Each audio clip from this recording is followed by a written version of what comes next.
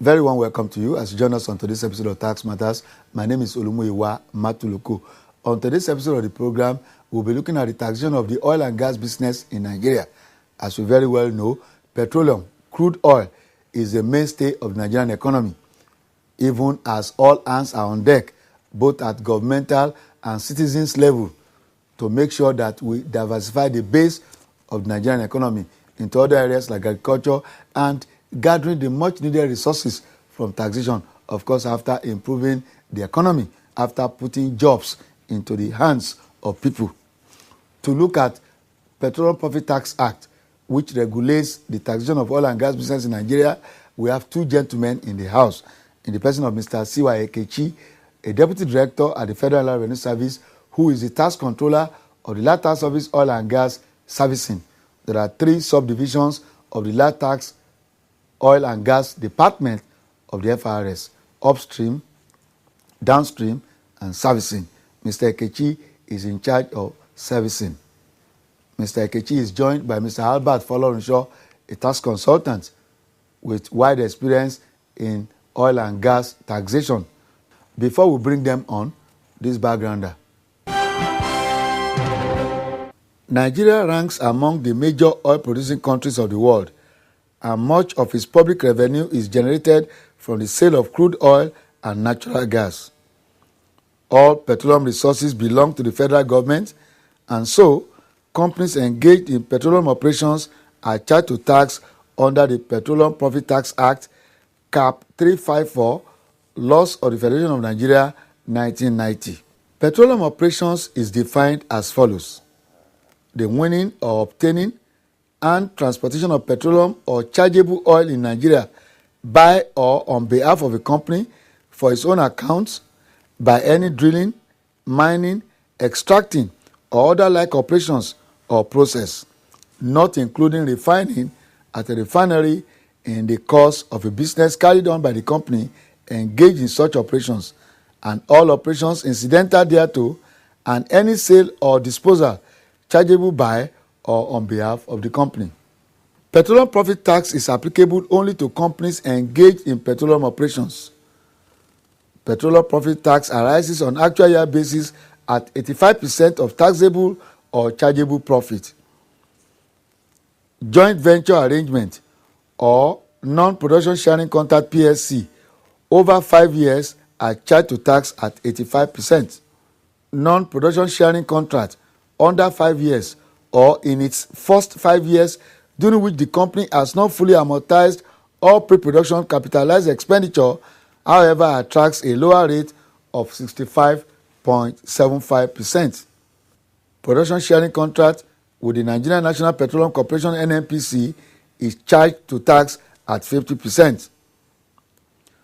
Not all companies referred to as oil companies are charged to tax under PPT. For instance, the income derived from the transportation of crude oil by an ocean-going oil tanker is not an income derived from petroleum operations. Consequently, the income is not chargeable to tax under the provisions of the PPTA. Rather, such income is subjected to tax under the provisions of the Companies Income Tax Act. The same principle applies to income derived from refining at a refinery. Petroleum profit tax is payable in advance in 12 monthly installments. A bill for an act to amend the Petroleum Profit Tax Act was submitted along with 7 other bills to the National Assembly in November 2005 as executive bills from the Federal Executive Council. The PPTA amendment bill was, however, later withdrawn, and the amendment provisions were collapsed into the Petroleum Industry Bill, PIB, which is still pending at the National Assembly. There you are. As we said earlier, there are two guests in the house who will educate and enlighten us on the workings of the Petroleum Profit Tax Act. Gentlemen, you are welcome to Tax Matters. Thank you very much. Thank you very much. As you heard in the introduction, you are here to talk about oil and gas taxes. And we're sure that this is what all Nigerians will want to know about, because so much money comes into the federal government purse via these oil and gas taxes. We begin with you, Mr. Ekechi. What laws or law govern the taxation of petroleum industry, the petroleum business in Nigeria? Yeah, generally, we have a series of laws, numbering almost 16, that govern the operation of petroleum activities in Nigeria. The very first one is the Petroleum Act. It is about the biggest act among the whole lot. It talks about everything about petroleum, from operation to arrangements, including royalty calculations and application, and also licensing and fees that are collectible by the Department of Petroleum Resources. Then also everything to do with drilling and production, licensing and fees for drilling of oil well. Then you have a Petroleum Profit Tax Act of 1969, the one that specifically affects us in FIRS. That talks about everything to do with the fiscal regime of the fiscal regime and taxation of upstream oil companies.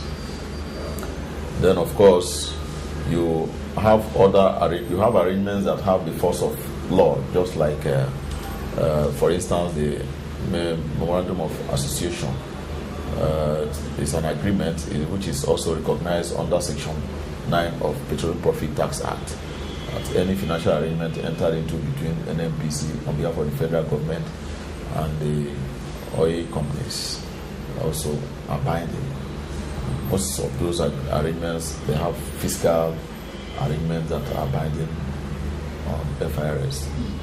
Then you also have another form of agreement, the production sharing contract, which also have some fiscal arrangements too that govern operators within the deep offshore and inland basin. Of course, every company, whether in petroleum operation or other activity, they are at one time or the other governed by a company's income tax to the extent that they have to deduct withholding tax. Of course, you have Value Added Tax Act, which also has to, which also governs the operation of oil activity to the extent that they are agents of deduction of VAT and remittance. Then you have the Oil Mineral Acts, although all those acts have been embedded into the into the Petroleum Act. So that is to say, apart from petroleum profit tax, oil companies they have something to do with other legislation to the extent that they are agent of deduction and remittance. Mr. Folorunsho, yeah. How does that affect your work as a consultant? Are you able to wade through all these various laws? Is it okay for you or is it confusing?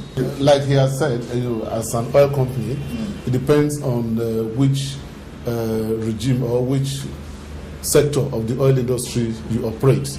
If you are in the upstream, which means you are into actual exploration and production of crude oil, then you are liable to tax under the Petroleum Profit Tax Act.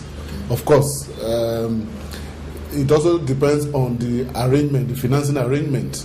Okay, if you have the production sharing contract, the Deep Offshore and Inland Basin Act of 1999 will come in for production sharing contract. They have some physical incentives. For joint venture, they come under the normal Petroleum Profit Tax Act. And of course, we have the Inland Basin, the sole risk operator. All of those are covered. If you are into petroleum exploration, you are liable to petroleum profit tax. Now, you can also be in the oil industry and just be into marketing and distribution of petroleum products. Okay, all of those are liable to tax under the company's income tax. Oh, the fact that I'm not local oil does not mean that I'm governed by No, at all. If I sell petrol, if you are to buy and selling, okay, we call those downstream activities from transmission and conveyance to refining, and then after refining, distribution and marketing, all of those come under company's income tax. Oh, okay. Again, if the company is into servicing, providing technical services to the oil industry, they are also liable to tax under the company's income tax. So the way FRS has been set up now, if your client is into servicing, you know exactly where to go. If it's into exploration of crude oil, you know where to go. And of course, the marketing and distribution, which are the main downstream companies, you also have that sector. We'll come to that presently, but okay. There are a few things we have to clear. We know that people talk about ownership of oil wells. You know, they will say this man has 2 oil wells. That company is suing that company because of one oil well that has been taken over by one multinational. Do those ones also pay tax, or while they are exploring they don't pay? Well, in the first place, when we talk about ownership, don't forget that under the Land Use Act, everything land belongs to federal government. And, another one. Yes, and this ownership of oil is derived from that. That is why before you can say you have ownership of oil field or oil block, oil block. Yeah, that's it must first of all go through the process of bidding rounds, licensing round, which is handled by the Department of Petroleum Resources. In the first place, such company must have been a company incorporated in Nigeria, and of course licensed to venture into oil by the DPR. Then with such license, then you can bid for oil block. And so when I have an oil block during the licensing round, yeah, every company that has an oil block is subject to pay tax based on Petroleum Profit Tax Act. But you don't pay tax until you have the first commercial exploration. When I strike gold. When you strike gold. And at that stage, by industry benchmark, you are seen to have been producing at least minimum of 10,000 barrels per day to be able to have an economic quantity for purposes of payment of petroleum profit tax. Okay, so it's possible that if I don't strike gold there, or it does not come in at that threshold. At about that threshold, I'm free from taxation. Yes, you are free from taxation, because at that stage you are still recovering your cost, you are still investing, exploring, and it takes a lot of effort, a lot of money that is going in there for you to be able to start producing to that quantity, and also to be able to lift that quantity that can be commercially viable. Okay. Yes. We'll still stay with you. Can you break down for us the relationship of the Federal Inland Revenue Service with the NNPC, with the oil majors? We know them. We are not allowed to advertise, but we know the oil majors, about 6 or 7 of them. Then the oil block owners that we spoke about. What is the relationship of the FRS as a tax collector with the NNPC? For example, NNPC is a government organization. What's the relationship with the NNPC? Yes, our relationship is that of brother and sister, because we are under the umbrella of the federal government. Of course. They are responsible for, well, the NNPC is more or less an operator and also a regulator of oil activity in Nigeria, whereas FRS is that of a tax collector. Yes. We collect petroleum profit tax from them, from NNPC as an operator, and the oil companies in general, that is oil producing companies in general, in addition to other taxes that we collect, because they also have a subsidiary of theirs, that is a Petroleum Development Company, Nigerian National Petroleum Development Company, NPDC. Yes. In Benin. They also have their own oil block, and for which they compete with other oil producing companies on their own. And of course, they also, through joint venture, they have average of 60% in all oil joint venture agreements within the federation. Okay. And of course, with respect to production sharing contracts, they are the concessionaires. That means the oil block belongs to them, and they get in the oil multinational companies to come in as contractors to explore by using their own money and expertise, then recover from the cost. At which time, after the recovery, they will now agree on the proportion to share the profit oil after payment of royalty oil and tax oil. But still on NNPC. Yes. Talking on NNPC, they work through different divisions. They have their division that partners so much with us, the NAPIMS and crude oil marketing, COND. NAPIMS is the investment arm of NNPC in the oil exploration and production activities. Whereas crude oil marketing division is responsible for lifting of crude oil of NNPC on behalf of the federal government. So the government equity crude is lifted by NNPC, just like the oil companies lift their own equity crude in every oil arrangement. Yes. And taxes are due on that activity?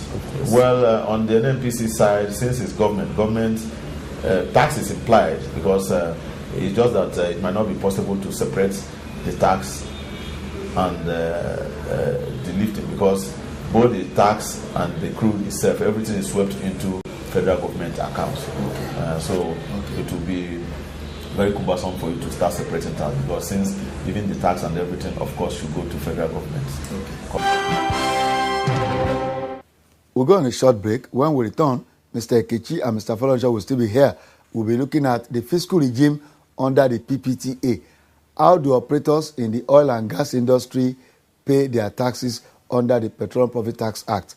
Don't go away. The Federal Inland Revenue Service introduces the tax card to make all tax payment easy for you. Just follow these 7 easy steps. Obtain your taxpayer identification number, TIN, for free at any FIRS office. Get your tax card from your bank. Log on to www.firsonline.com, then register to obtain a password and access the payment process pages. Fill your TIN number, tax type you're paying, amount payable, and period of payment. Confirm the entries on your transaction. Then print your e-ticket and present at any FIRS office as an evidence of tax paid. It's that simple. For more information, visit www.firs.gov.ng or any FIRS office close to you. FIRS, it pays to pay your tax. Welcome back. You are watching Tax Matters, and we are looking at taxation of the oil and gas sector in Nigeria. Mr. Folorunsho, we had a guest on the program who was talking about the fiscal regime, the taxation of oil and gas industry, and he was talking about the fact that companies that are charged to tax under CITA, the Companies Income Tax Act, you pay at the end of your financial year, whatever that is for you, September to August or January to December. For personal income tax, the employee pays on a monthly basis. And he was saying something like that is what operates in the oil industry. Is that correct? Now, for companies operating in the upstream sector, they are liable to tax on actual year basis, which means if we are in 2013, they're supposed to commence payment of their tax within 2013. Now, how does that operate? Under the provision of the Petroleum Profit Tax Act, petroleum companies are required to file 2 types of returns. The first one is called the estimated tax returns, which is an estimate of the likely type of tax you are supposed to pay for the year based on your estimated production that you have done. And that return is expected to be filed within 2 months of the year, which means by end of February, you file an estimate of your tax for the year. Now, that estimate, you are supposed to pay it over 12 installments, commencing by end of the 3rd month. So by March of each year, you will have started paying the tax for that particular year, and you pay it continuously over 12 months. Of course, along the line, if there is information to the company to show that there is going to be a significant increase in the likely tax at the end of the day, they are allowed to file a revised estimated tax return. Now, at the end of the year, just like any other company, they still file their return with the tax authority. Okay, so that is the final return. They file return within 5 months. So by end of May of the following year, they will file their actual return, which will now show their actual tax for the year. Now, after filing that return, the estimated tax that have been paid over 12 installments will be deducted from whatever actual tax that they are supposed to have paid. Okay, and if there is still a balance, that comes as like a 13th installment, okay, which will be paid around June of the following year. And of course, I don't know, there's supposed to be an assessment on that balance, which they are expected to pay within 21 days. And on a monthly basis, like I said, you pay the installment. Where you fail to pay any of those installments, the Revenue Authority is allowed to, to charge 5% flat on any of those installments that were not paid as and when due. So that is why it looks like a pay-as-you-earn type of thing. What if they overpay? What will happen? Of course, if they overpay, we expect that by the time they are filing the return in the following year, by May, they will have started another stream of installmental payment. So definitely that will be used to offset if the. Of course, you can ask for the refund, but it can be used to offset. How confident is that for you in practice, for your clients and for you, having to pay every month like pay? No, it's like installmental payment. You have an installmental arrangement. Okay, you just file in the letter, and every month the company is, that petroleum profit tax you pay in the currency of the transaction, and most of them are in dollars. And of course, you just transfer the fund to the JP Morgan account of FRS offshore. So it's an offshore transfer on a monthly basis. You don't have to come here. And when the fund is received and through CBN, the FRS is alerted, they will issue a receipt to show that you have made the payment. Of course, that is only when the money has come into the account of the federal government. So you have no problem with it? We don't have problem. The only problem, I think, is the fact that the revenue does not take charges and commission on those transfers. If your liability is 1 million, yes, they expect that 1 million should hit the FRS account. Yes. Whether you now incur costs in the cost of exchange or charges by banks, all those as additional costs to the company. That is borne by the FRS. No. Why? Well, since they are partner in progress, we should be able to do all of that together. No. But I'm telling you exactly what is happening. Okay, we'll move on. Let's look at the PIB, the Petroleum Industry Bill, before the National Assembly. It's generating so much controversy. What is the intention really? Is it to bring all the laws together in one omnibus law, or what? What exactly is the intention, and how, if it is passed, how is it going to affect the mandate of the FRS in collecting taxes?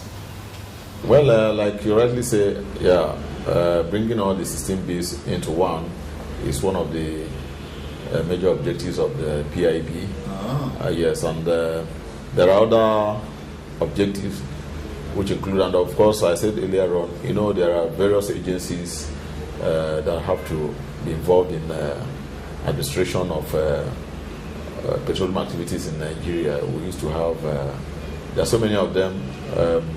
So those agencies, they have various enabling laws setting them up, so which made the whole laws to be up to 16. So if with the passage of, if the PIB is passed, it will now mean that we'll have one omnibus law that will take care of the administration of petroleum activities in Nigeria, the licensing, and the fiscal regime.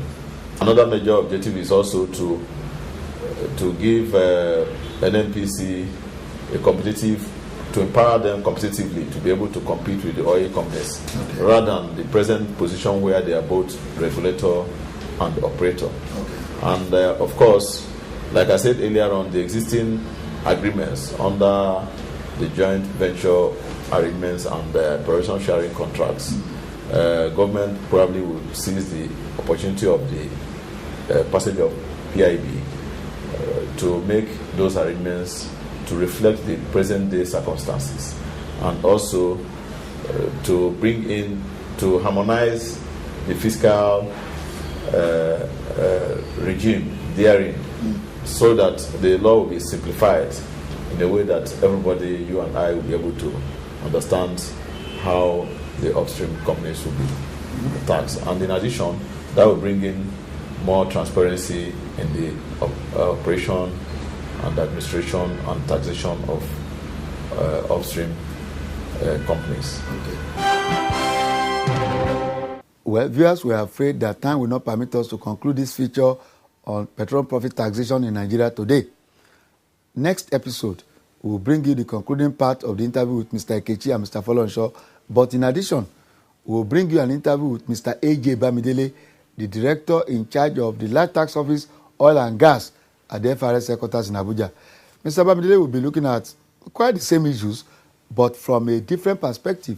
For example, he will be looking at transfer pricing, that concept in international taxation that from time to time rears its head in the oil and gas sector.